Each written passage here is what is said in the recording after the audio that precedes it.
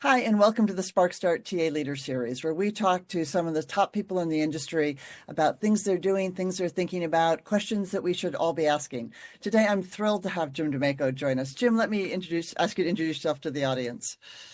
Sure. I'm Jim D'Amico. I am the Vice President of Talent Acquisition for Caliber Collision here in Dallas, Texas. Great. And I suspect most of the people in the industry know you. You've had quite an amazing career, but you've just started at Caliber and you've introduced something called an RME team. Could you tell us what that is? Sure, correct. Yes. We call it the Army team because we're lazy. So but it's Army, it's recruitment, marketing, and engagement. And it's a further evolution of sort of traditional sourcing teams that have existed out there. I'm sure a lot of people saw Jim Stroud's article last week talking about how sourcing's evolving. I couldn't agree more with that. At Caliber, so we're an auto collision company. So the largest volume of roles that we hire every year are auto body technicians, right? So the actual folks that are doing the repair to your car if you need it. And it's an interesting market. So we operate about 1,800 service centers, a little more than that in the U.S. And for every 10 people that retire in our industry, there's only 2 to take their place. All right. So recruiting is very, very important to us, and it's very critical. However, we really think when we think about recruiting, these are folks, even though a lot of people see these as blue collar jobs, these are careers, right? These are decisions that people have made. They're invested in the places they work. And so we started operating from a super simple premise, and that is you don't make a major decision just because somebody holds something up in your face. So if I walked outside the building and somebody said, "Hey, I've got this beautiful house, you should buy it," I'm probably not listening right now, right? And the process of buying a major purchase is very similar to the process we go in selecting our careers and our roles and if we're going to make a change. Right. So the Army team focuses on really developing through peripheral recruiting, through persona development, very targeted messaging, the ability to market to folks far before the time when we're going to serve a job to them, knowing that just throwing a job in front of somebody is a very low likelihood that they're going to take action. But if we can market to them outside of jobs and get back in the back of their head, just this sound, Caliber, good. Then when we do serve them up the job, they're way more likely to take action on it. So that's the basic premise. So and what kind of content are you sharing with them to do that? Sure. So the content is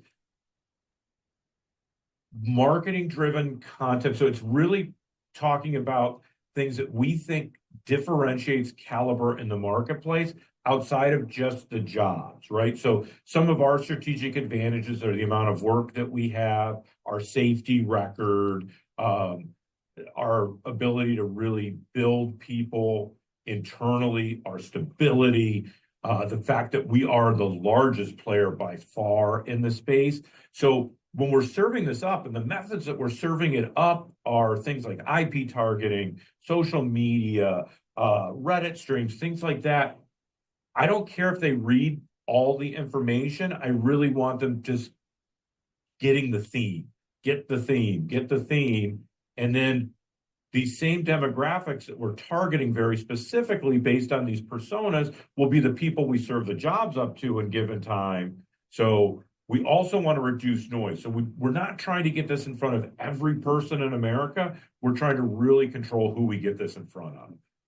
So what's that look like for one of your Army team members? Like what are they doing day in and day out now? Sure. Yeah, what they're going to be doing is working in focused markets. So we're really blessed, Maury. This is a topic we could talk about some other time. We have really, really good workforce analytics. So we know out almost 18 months what we're going to need to hire based on growth, Wow. attrition, changes in the market. So we have a roadmap. And so using that roadmap, we'll start in the specific markets where we identify upcoming need. And usually we want to start a minimum of 12 weeks out, but 6 months is better. And then what they'll do is they'll start building those campaigns. So the team as a whole will work on persona development for different personas. Then we'll start developing the actual marketing campaigns, the cadence, the sources, how we're going to adjust on that, how we're going to measure that. They'll start launching those campaigns. They'll engage with folks as they raise their hand. So when you're using social, you've got to be able to engage with people.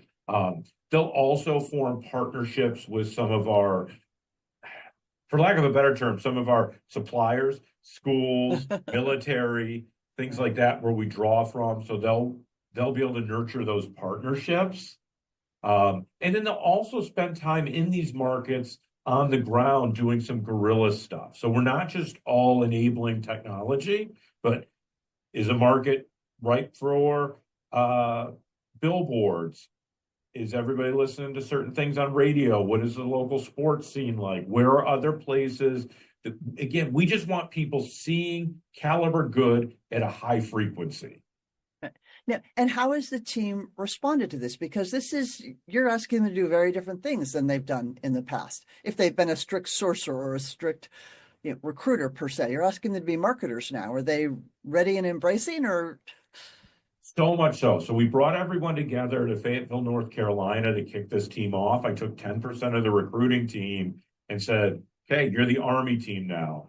And they were really concerned at first because they don't have any recs, right? So if I don't have any recs, how am I measured? And we talked about that. We showed them how they'll be measured and what the advantage is to having this team there and how they'll support the business as a whole. They're used to supporting a small geographic area, a certain part of a region.